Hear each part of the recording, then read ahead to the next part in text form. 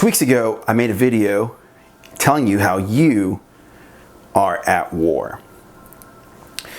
I just got back from the gym, had a great workout, trained a few clients, and I found it important to get on here and keep reminding you that you are in fact in war.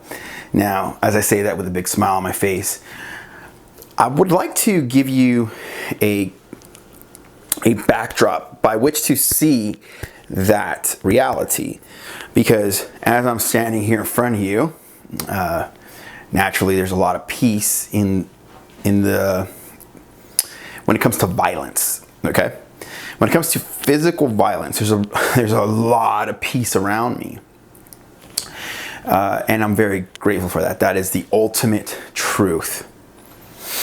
In regards to achieving goals, there is a resistance, right? And that resistance exists regardless of what it is that you're after. Now, I would say that what I've noticed is that the more pure that your work is, the more resistance you have. And ultimately, goals of entropy, meaning goals that are of a counterproduction, eventually get stopped. In other words, the reason that a lot of peace exists is because the majority of people have decided to work together to keep the peace. We have decided as a collective that peace is the ultimate virtue. That if we can keep that peace, then ultimately things can proceed. But peace is ultimately our je ne sais quoi. We love peace. Okay, we are a peace-loving country, and if anybody stirs up violence, it's quickly thwarted. So when I say that you are at war, this isn't a war against people physically.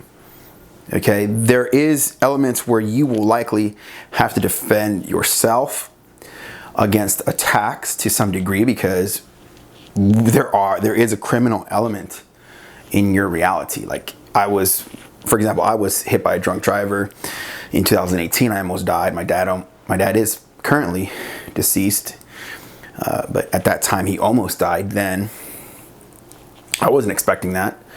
See what I'm saying? Like, even when you yourself are, let's say at that time I was dieting, I was eating right, I was helping people get in shape. You know, I'm not causing any problems with people. Like, I would say I'm like a innocent deer out in the woods, and I got hit by a drunk driver. Does that make sense? Like, if you could just take a moment to just that one thing, just that one reality, like, you could be doing everything in your power to achieve something great, and then someone could just come along and take you out. I hope this makes sense, that this is starting to get through to you, that you are at war. You know, here I am in the last video. When I first made this, I was in my sports coat, my army sports coat, black and gray, just out of the shower, you know, cologne on, felt great. I took the opportunity to take a photo so I could post it. So I hadn't done that in a while. And here I am, contrast, I'm out of the gym, just trained some clients, just worked out. So let's take, for instance, you. Let's look at your body. Just look at your body. I can't see you. You're safe. So you can go to the mirror right now, the closest mirror to you, and look at what you see. Is what you see what you want? Does your midsection represent what you want it to? Sincerely. Like, just sincerely. Okay? Got the answer? Let's, on a scale from 1 through 5, you're very satisfied. 1, not very satisfied. Okay. Me, I'm a 4. Like, right now it's Thanksgiving season. I'm a little bit softer in the midsection than I want to be, right? Not quite satisfied. Let's just look at your relationships, your family, the way you get along with your family. Got that in mind? How do you get along? How do you talk to each other? And then look at any like romantic relationships you have. Okay, you got that in mind? Like, how happy are you in those areas? And I'll give you this. So currently with my family, I'm actually really happy with my family right now. My immediate family, my blood family, because there's a lot of love and healing there present. So I'm gonna say a 9. And in regards to relationships, that one, I'm actually really happy with what's gone on this year. I'd give it like a 9 as well because of the growth that's happened this year. I'm not married, I don't have kids, and I know that's kind of hard to, but you have to understand that for a while I just was completely out of the dating world and I didn't want anything to do with it. So from the contrast is, wow, like had some great times in 2019, right? So then 9. So 9, okay? So you have your body. Do you have your score yet on your balance, on your family? Do you have the score yet? 1 through 5, whatever, just relationships, family, 1 through 5. I gave myself a 9. I just tend to go to 1 through 10. I mean, same idea. Just don't get caught up in the metrics. Like, you said 5, now he's 9. Just go with it, okay? So that leaves what? That leaves spirituality. We'll go to business first, because spirituality is sometimes thrown in the mix like it's not that important. And let's go to business first before spirituality.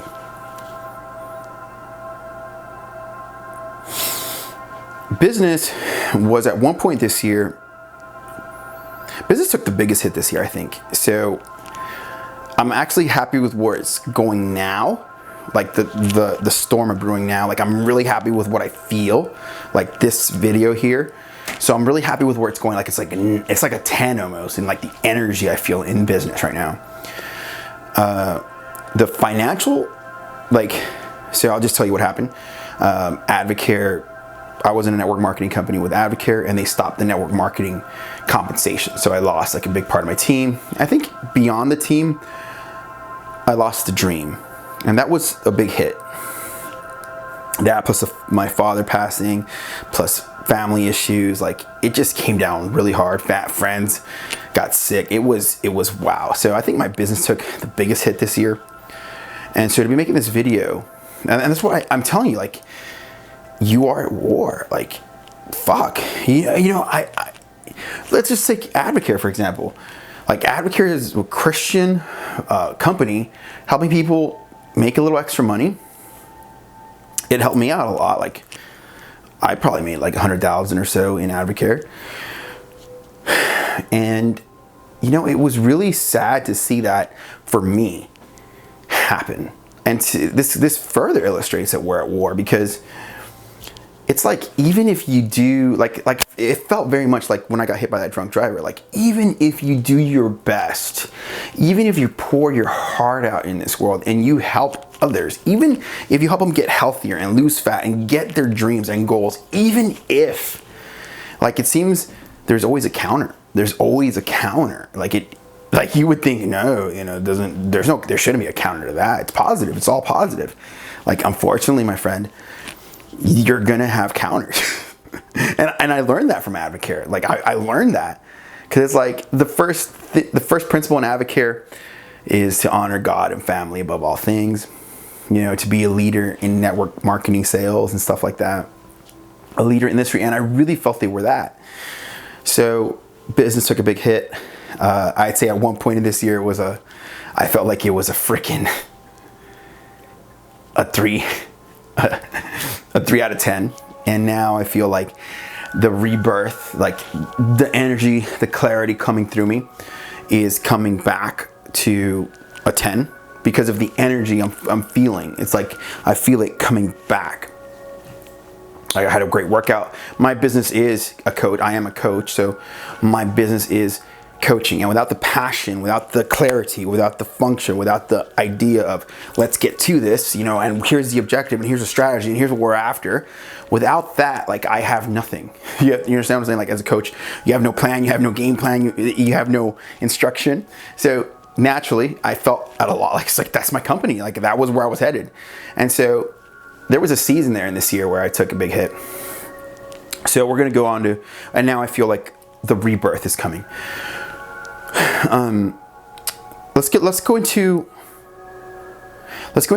spirituality, which is, what about you though? Take a moment and go into business first. Where are you at with your career? The reason I'm sharing you these things with you is to show you it's not just like a you thing, or this isn't just you're at war. Like, I'm telling you where it came from. I told you my position. You are at war. And now I'm just showing you like the sincerity behind those words. Came out very strong. You're at war. I don't take a second of that back. That's all very true. I feel very passionate about how I said it and why I said it. I'm just helping you deconstruct it. Okay. So let's go into your being, like your spirituality. Where are you at with that?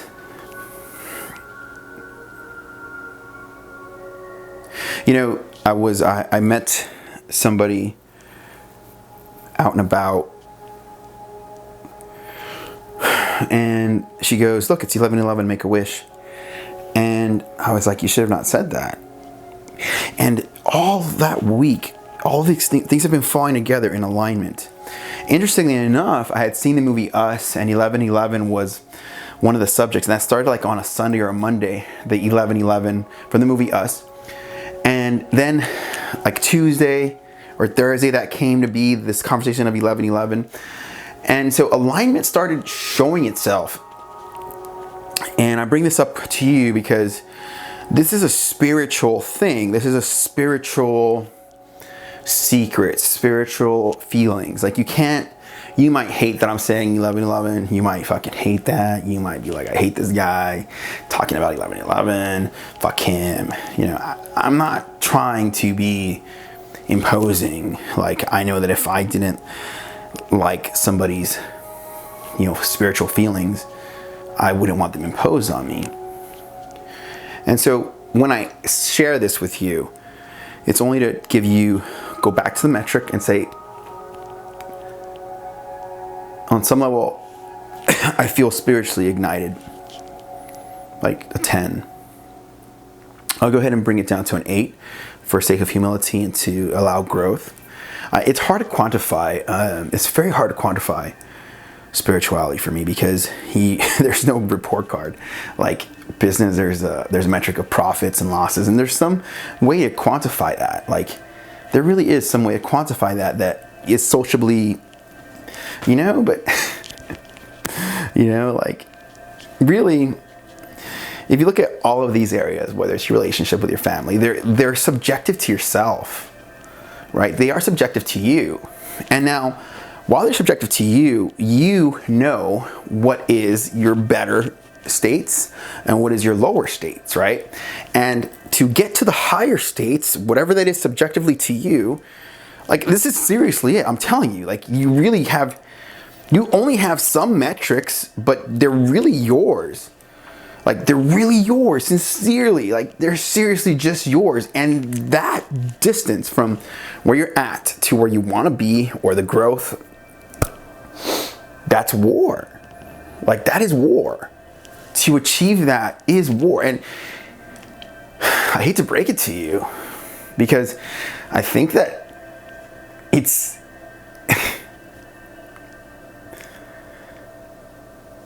I never wanted to be the person to tell people that they're at war. I never wanted to be that. I never wanted to be here. I'll put it like this. Sometimes, like, watch, I'll share something with you.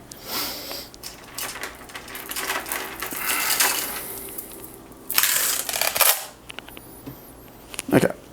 So this is a statue of Ganesh. Ganesh is this statue of Ganesh I got at a very important time in my life. I was in a transition from, like, before that moment there, before 2014 when I got this statue, okay, I had told myself I was gonna meditate. I told myself I'm gonna meditate for sure, you know, and I didn't. And I didn't. I would go back to my old ways of having a girlfriend on the weekend and just like getting comfortable in the Netflix and the sex and that, and like the arguing, who's you know, like it's just bullshit. Like the only thing I liked about it was sex, really. Like the whole bullshit, the drama, like arguing, like tension, like that was a waste of time, right? But that's what I would go back to. Like 2012, I said, I'm gonna meditate, I'm gonna get closer to God. And I didn't. Like, I think maybe I did, but I didn't really I didn't follow through with my commitment. In 2014, here, let me see if I have. In 2014, I get this email. And I joined something called the Society. Right? And the email said, you know, would you like to be a best life artist? And I did. I mean, I wanted to be a best life artist. And then we began, one of the exercises in this society was going through and identifying what drove us, like our value system, you know, identifying a value system. And I recall I did the exercise with my friend Michael Ramodea, something like this. He's a lawyer now in California, and we were on the phone, and he's like, "What's one thing that you want?" And I said, "I'd love a beach house." And I'll show you how this works. Like, this is logic. Like, how I came to be into meditation. I'm taking you back there right now. Okay, like I'm gonna take you back to that moment right now. So it's like, I want a beach house, okay, or I want to live on the beach. Why do you want to live on the beach? What would that get you? And I was like, that would get me freedom and connection and beauty. Okay, so that beauty, you'd get that beauty. What would that get you? And that beauty would get me a feeling of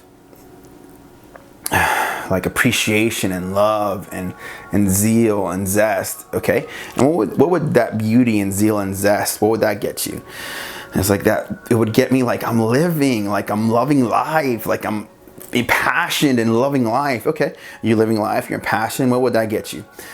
Oh, like that would get me, just like a bliss. Okay, and bliss, what would that get you? That would get me like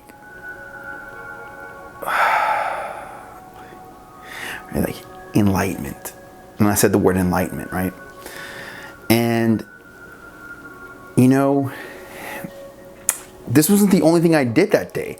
One of the other things that we did that day was, well, okay, so what else do you want?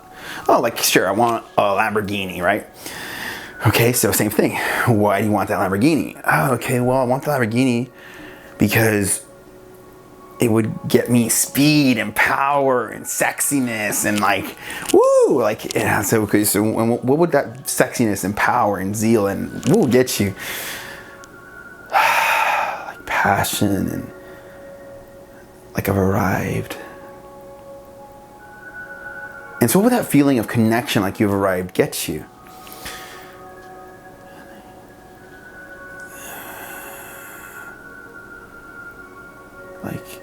Like I'm self-actualized. Okay, and what would that self-actualization get you?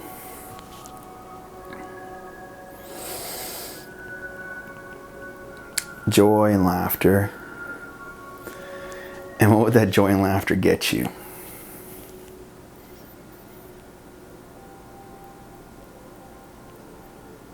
And be able to get lost in the genius of life. And what would getting lost in the genius of life get you?